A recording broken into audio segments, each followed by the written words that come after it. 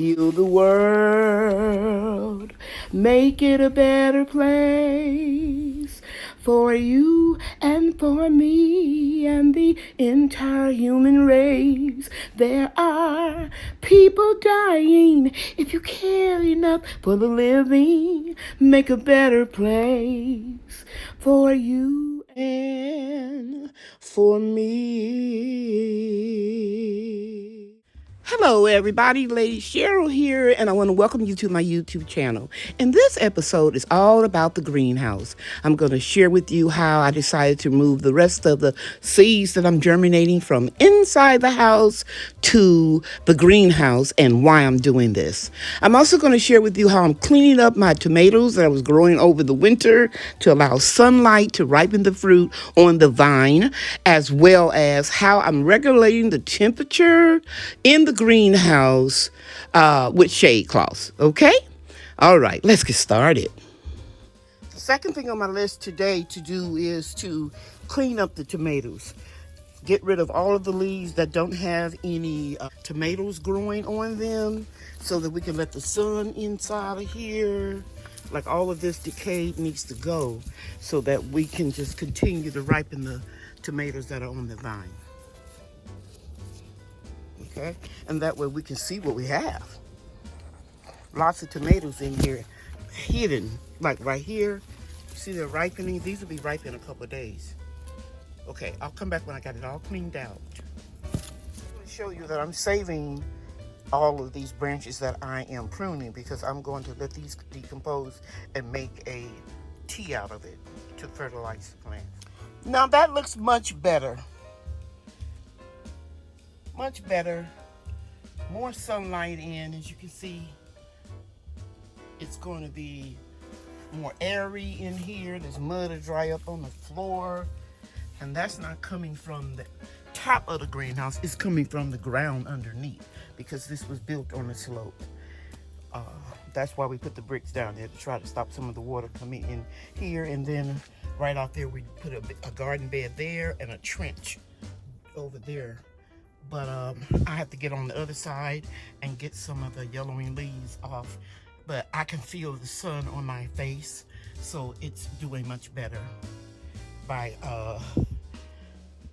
cutting damaged or dead branches off. That way the air will flow better. That's one of the main concerns that you have in a greenhouse is getting ventilation. You've got to have sun and air as well. Okay, so I'm gonna clean up a little bit more and I'll move on to the next project. Got a nice cluster of tomatoes right there. Let me see if I can get it in the picture. Down here, nice tomatoes. Now these are the giant greens, so as soon as they get a little bit softer or they have a little slight yellow tinge to them, not that much, you can eat them because these will not get red. These are green tomatoes. Beautiful, beautiful. Let me step back. I think I got my setting wrong here. Yeah. So I need to clean some of these yellow leaves out here.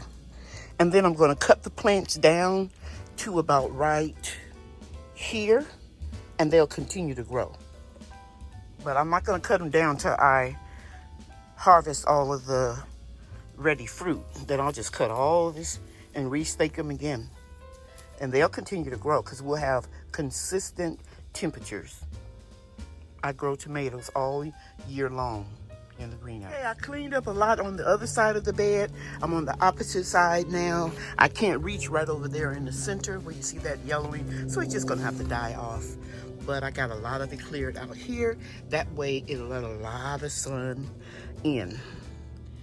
Okay, I can see a little bit I can reach. Right here, I'll take care of this right there, and that's it for today as far as the tomatoes are concerned. Hey guys, I want to share something with you. Even with the doors open and some of the windows open, it was 105 degrees in the greenhouse a few minutes ago. So I came out with an extension cord and a fan to get some ventilation, some air circulating in here. And so now the temperature has dropped, and I want to try to keep it under 90 degrees. Okay? All right, so let me just turn the fan on and show you what I'm talking about. Just have an oscillating fan, and that's on low. And I hear a siren, so it's some type of emergency in the immediate vicinity. And so that will help with the ventilation. I'm probably going to turn it up higher on 3. And it's amazing to me. Every time I see a fan in a video, it doesn't look like it's moving fast, but it is. So this is going to be real good for the tomato plants. And if it doesn't get below 90 real quick, then I'm going to put another fan at the other end there. Okie dokie. And then you can see I have the 90% shade cloth halfway down. So these plants will start getting acclimated to filtered sun. But I may have to raise them up if I see that they're looking a little droopy around lunchtime. I'll raise that shade cloth back up. But everything is looking good. I am very, very happy.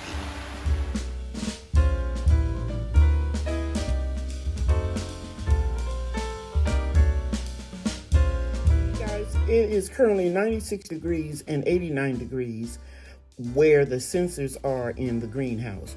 But this is what is so great. Look at the bottom number from the right to left or left to right. You see 13 percentage of humidity and 11% where another sensor is. And it's rare that that number is below 50. So all of that ventilation and the fan circulating in there has really dropped the humidity. So that's a good thing. But I need to go and look at that sensor where it is currently 96 degrees Fahrenheit and see what I can do to lower that temperature.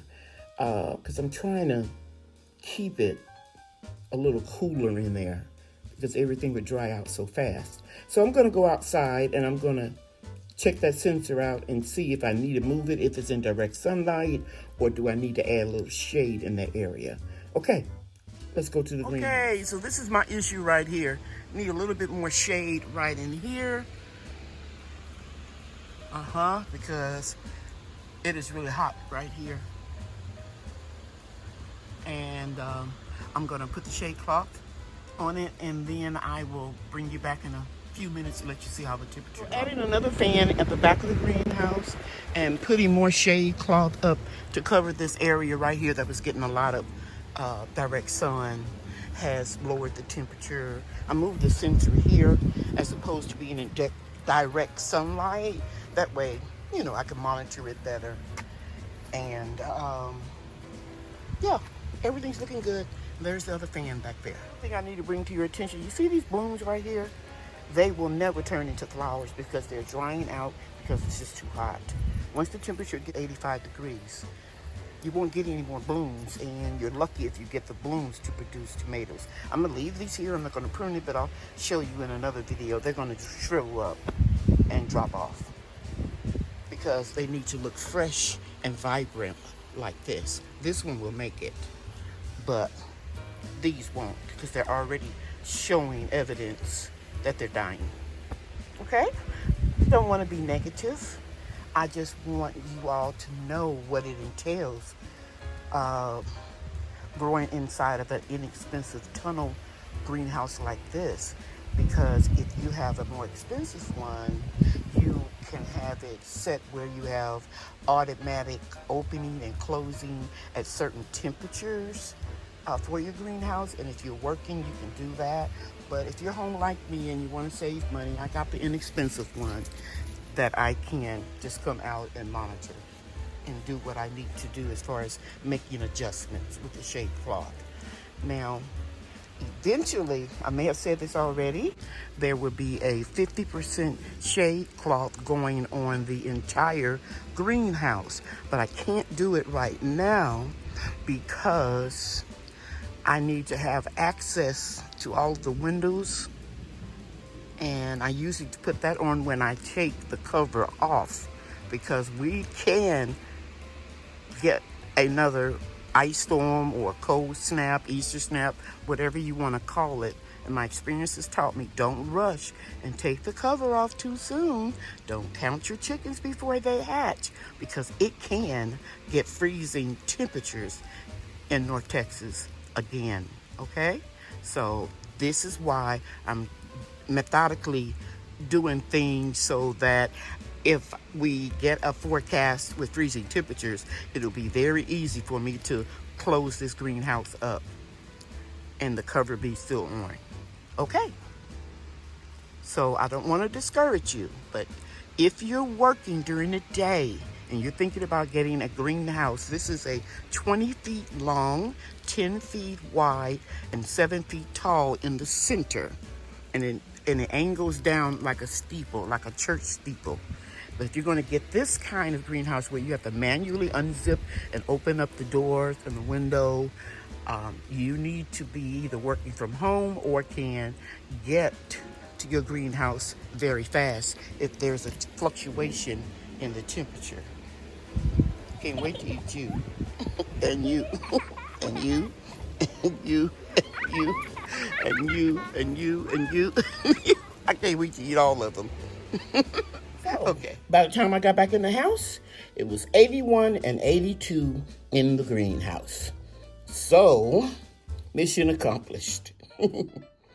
Okay, guys, I'm going to conclude this video by showing you the seeds that I brought out to the greenhouse, because even with a heating mat, it's hotter out here than it would be in the house. And plus, I could save a little coins on electricity by just letting them get the heat from the greenhouse and direct sunlight, and that way I won't have to transition anything that pops up here. I won't have to harden off because they will be in full sun. Okay, so I hope you enjoyed the video. I hope I shared something with you that you can use. You guys know that I love you very much, and God loves you too. Thank you for watching. Bye now. One more last look of the seedlings. They will be much bigger the next time you see them.